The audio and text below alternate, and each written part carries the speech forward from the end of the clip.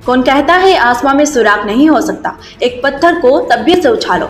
यारो, इस कहावत को चरितार्थ कर दिखाया है शहडोल प्रेरणा फाउंडेशन के वो बच्चे जो अब शहडोल से पढ़ाई कर देश के अलग अलग हिस्से में पढ़ लिख कर काबिल बन गए हैं। ये नेत्रहीन बच्चे सामान्य बच्चों की तरह न केवल मोबाइल ऑपरेट करते हैं बल्कि मैसेज भी पढ़कर मोबाइल में बातचीत करते हैं। ऐसे 21 बच्चे आज शहडोल में आयोजित एक कार्यक्रम में सम्मिलित होकर गीत संगीत के साथ साथ योग कर चेस गेम का जबरदस्त प्रदर्शन किया। जो बच्चों आंखें से देख नहीं सकते, उनके इन कारनामों को देखकर लोग भी दंग रह गए। उनके इस काबिलियत के पीछे प्रेरणा फाउंडेशन की संचालिका मधुश्री राय का हाथ है, जो खुद भी दिव्यांग होते हुए जिले में नेत्रहीन बच्चों को ढूंढकर उन्हें निःशुल्क शिक्षा देकर उस मुकाम में पहुंचाने का काम कर रही हैं। शहडोल जिले में इन दिनों नेत्रहीन बच्चों प्राथमिक शिक्षा ग्रहण कर देश के अलग अलग हिस्से में उच्च शिक्षा ग्रहण कर अलग जगा रहे हैं। नेत्रहीन होने के बावजूद बच्चे मोबाइल और कंप्यूटर, गीत संगीत, योग, चेस जैसे गेम खेल रहे हैं। इतना ही नहीं, सामान्य बच्चों की तरह बर्ताव कर रहे हैं। यह बात थोड़ी अटपटी लग सकती है, लेकिन यह बात बिल्कुल सच है। दरअसल शहडोल के रहने वाली मधुश्री राय एक एक्सीडेंट में अपना एक पैर खो दिया, जिसके बाद से उन्होंने प्रेरणा फाउंडेशन के माध्यम से जिले के नेत्रहीन बच्चों को ढूंढकर उन्हें अपने पास रखकर निःशुल्क पहली से 8वीं तक की शिक्षा ग्रहण कराया। जिसके बाद उनके ऐसे कई बच्चे ऐसे हैं जो देश के अन्य राज्य में उच्च शिक्षा ग्रहण करने के साथ साथ नौकरी कर रहे हैं,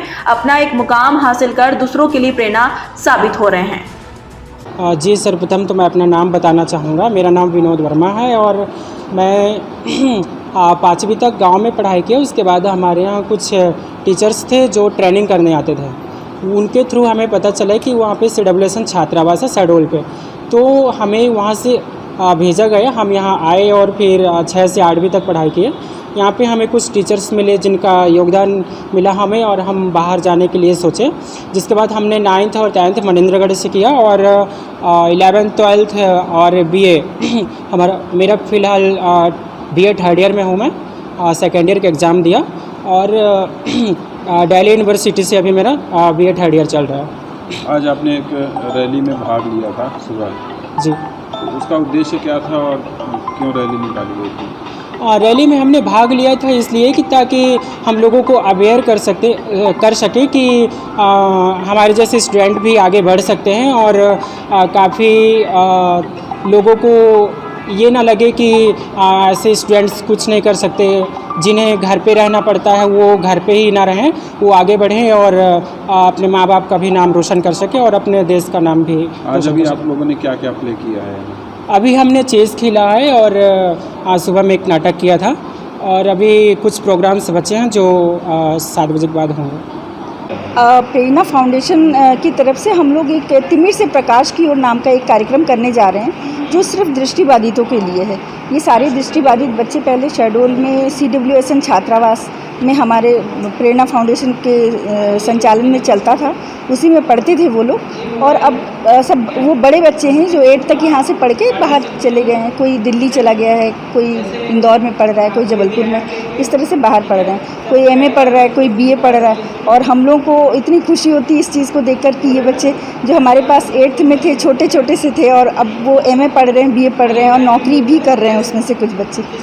तो मेरी बहुत ऐसा एक इच्छा थी कि इन बच्चों को अगर हम यहाँ पर बुलाकर एक कार्यक्रम कर सकें तो शायद यहाँ के लोगों में ये अवेयरनेस जागृत होगा कि अगर बच्चों को स्कूल में डाला जाए तो निश्चित वो कुछ ना कुछ अच्छा करेंगे, कुछ ना कुछ अपने लिए अच्छा करेंगे, देश के लिए भी अच्छा करेंगे, आपके और समाज के लिए भी अच्छा करेंगे। तो जो कार्यक्रम आप आयोजित कर रहे हैं इसका उद्देश्य?